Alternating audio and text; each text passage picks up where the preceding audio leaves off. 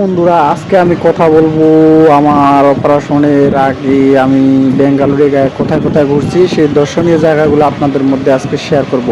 আমি এই মুহূর্তে আছি একটি বেঙ্গালুরের হোটেলে। তোমরা সবাই দেখতে পাচ্তেছো কি সুন্দর হোটেলটি। আসলে এটা দেখলে মনে হয় না যে এটি একটি হোটেল। এখানটি আমার পিছনে আছে রামলালার মূর্তি। এখন চলুন আমরা হোটেলটি দেখা শুরু করে দিই। আপনারা যেই জায়গাটি বর্তমানে দেখতেছেন এটি হচ্ছে হোটেলটির প্রবেশদ্বার। দেখুন কত সুন্দর, রাস্তার পাশে। এটা একটা বেঙ্গালুরের হাইওয়ে রাস্তা। এই যে সামনে গেটে দেখেন কত সুন্দর বাতি জ্বলতেছে আর অসংখ্য লোক। এই যে এটা হচ্ছে ভিতরের লোকটা দরজার সামনেই আছে। সামনে একটি শিবের মূর্তি, প্লাস দেখেন এখানটে আগুনের মতো কি জানি জ্বলতেছে।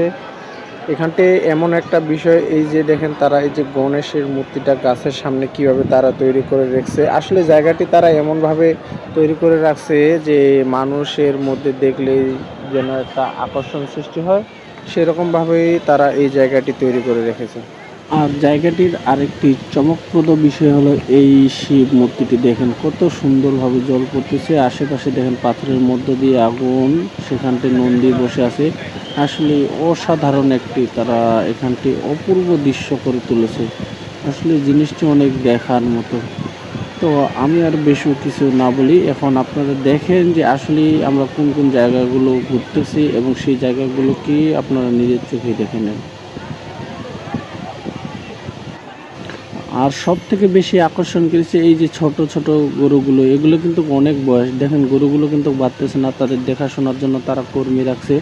আসলে তারা জিনিসটাকে এমনভাবে সাজিয়েছে ঝর্ণার জল টল দিয়ে, একবারই অসাধারণ বলা যায় অসাধারণ। সামনে দেখেন ইভেন্ট হচ্ছে, সাইডে আবার কত সুন্দর মানুষজন বসে সেগুলোকে উপভোগ করতেছে। সাইডে আছে রামলালার মূর্তি। কত না কত মানুষ এখানটা। তারা তামিল ভাষায় তাকে বলতেছে যে ওই যে বালাজি না কি জানি বলে, এরকম কিছু একটা ভাষা বলতেছে। রামলালার মূর্তি আসলে দেখার মতো, কত লোকজন এই জিনিসগুলো দেখতেছে।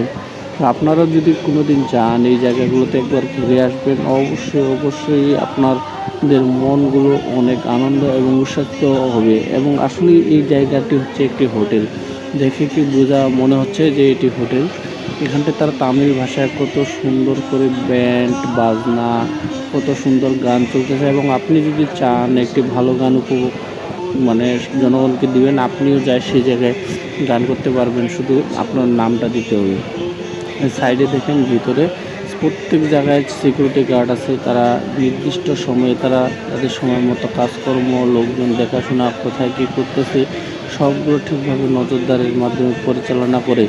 এবং সাইডে যে বিষয়টি রয়েছে হোটেলটি দেখেন কত আকর্ষণ। এখানটা আপনি অর্ডার যা কিছু দিবেন সব কিছু তারা গরম, একদম চুলার মধ্যে গরম রান্না করে তারা আপনাদের দিচ্ছে। কতই না জিনিসটা সুন্দর। এরপরে গেলাম আমাদের পার্শ্ববর্তী একটি জায়গায়, সেখানটি দেখেন এই জায়গাটিতেও প্রতিদিন সকালবেলা অনেক আনন্দ উপভোগ তারা করে।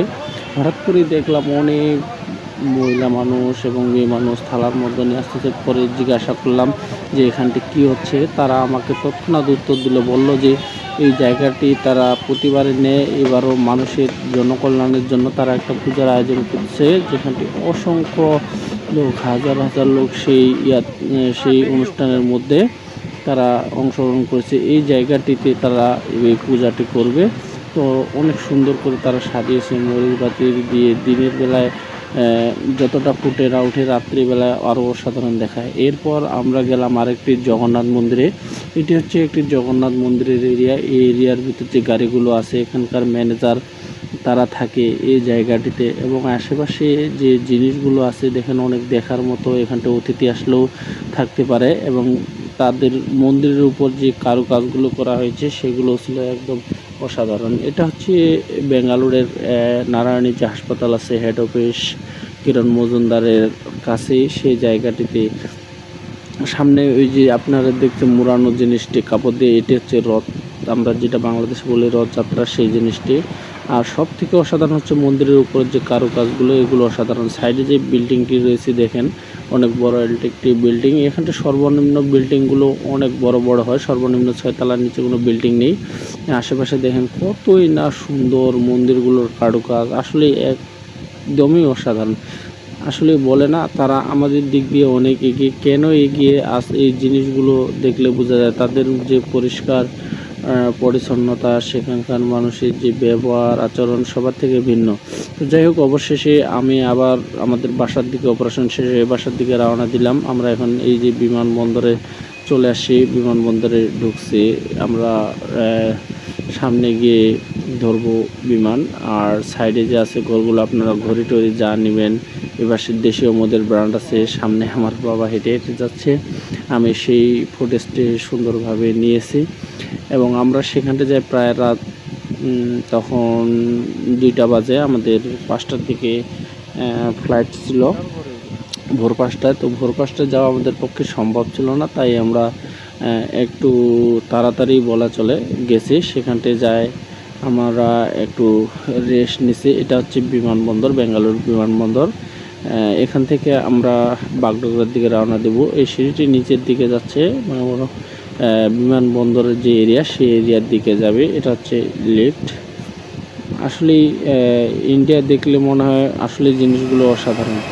এই যে আমরা এখন বর্তমানে আমরা ব্যাগ নিয়ে বাগডোগরায় চলে আসি। আমি উপরের ভিডিওগুলো দিই নাই, কারণ সেগুলো আসলে অনেক ভয়ঙ্কর ছিল জিনিসগুলো, তাই এগুলো আমি দিই নাই। আর এটা হচ্ছে আমরা যখন ওই বেঙ্গালুরুর মধ্যে বিমানের মধ্যে যখন আমরা রানওয়েতে উঠি, তখন তার এটি একটি। তো ফাইনালি বন্ধুরা, আমি বাসায় এসে পৌঁছে গেছি। দেখেন, এটা আমাদের গ্রামের দৃশ্য। অনেক দিন পর আমার গ্রামে আসা হলো, অনেক দিন থেকে আমি গ্রামে আসি নাই। এটা হচ্ছে আমাদের গ্রামের বাসার এরিয়া। দেখেন, আমি বাসার দিকে যাচ্ছি। আসলে অনেক দিন পর নিজের গ্রামে এসে আনন্দটা আসলে অসাধারণ একটা মুহূর্ত ছিল আর কি। যে অনেক দিন পর নিজের গ্রামকে দেখতে পাচ্ছি, প্রায় 3-4 মাস পর। মানে বিষয়টা আসলে অন্যরকম ছিল। সেখানটায় আবার হঠাৎ করে যাওয়ার সময় আমাদের পাড়ার ছেলের সাথে দেখা হয়ে গেল। সে বাড়ি আসতেছে, তার সাথে কথাবার্তা বললাম, সে হাসতেছে আমার দিকে। তো বর্তমানে আমার যে শারীরিক অবস্থা দেখেন কতটা বিপদস্ত। চুল দাড়ি অনেক বড় হয়ে গেছে, কারণ অপারেশনটা যেহেতু আমার মাথার ভিতরে হয়েছে, তাই আমি সেটা কাটার কোনো চুলগুলো কাটার কোনো সাহস পাচ্ছি না। কারণ এই যে আমার সাইডে যে দাগগুলো দেখা যাচ্ছে, এটা আমার অপারেশনের দাগ, মাথার মধ্যখানে কাটা হয়েছে। তো আমি আসছি বাংলাদেশে, এখন বেঁচে আছি, এটাই মানে অনেক অনেক কারণ এখন আমি সৃষ্টিকর্তার কাছে পাওয়া ছাড়া আর অন্য কিছুই না। তার থেকেও মজার বিষয় হলো যে আমি বাড়িতে যতদিন ছিলাম, সেই সময়গুলোর কিছু আনন্দময় মুহূর্ত আছে। এর পরবর্তী ভিডিওতে আমি সেই আমার আনন্দময় মুহূর্তগুলো আপনাদের মধ্যে শেয়ার করব এবং সেগুলো গল্প আকারে বলবো। তো আপনারা আমার ইউটিউব চ্যানেলটি অবশ্যই করে সাবস্ক্রাইব করে দেবেন এবং পরবর্তী যে আমার ভিডিওগুলো আসবে, সেই ভিডিওগুলোতে অবশ্যই আপনারা লাইক, কমেন্ট এবং শেয়ার করবেন, আমাকে উৎসাহিত করবেন। কারণ বুঝতেই তো পারতেছেন, যেহেতু আমি আপাতত অসুস্থ, আমার পক্ষে নতুন কিছু করা সম্ভব না।